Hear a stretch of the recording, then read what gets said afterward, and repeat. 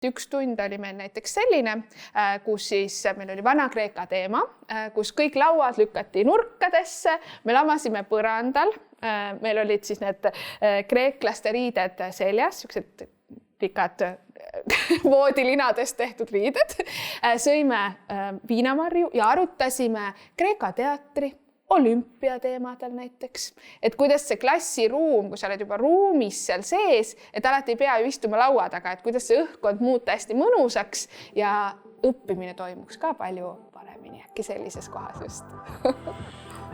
Mina olen Kristi, ma olen 10 aastat olnud muuseumipedagoog ja täna olen ma Kalamaja muuseumi juhataja, aga ma olen alati teadnud, et ma tahan olla ka õpetaja.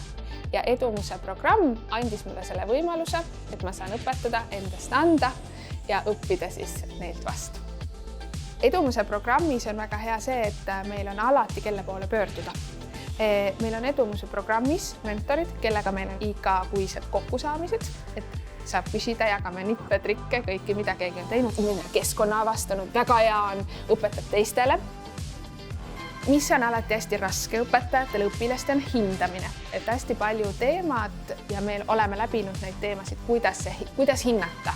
Ja see on väga oluline olnud, sest muuseumitöös ei ole ma pidanud kunagi kedagi hindama enne. Et see oli võib-olla see, mis oli minul puudu ja mille ma Edumuse koolitustelt väga selgelt sain.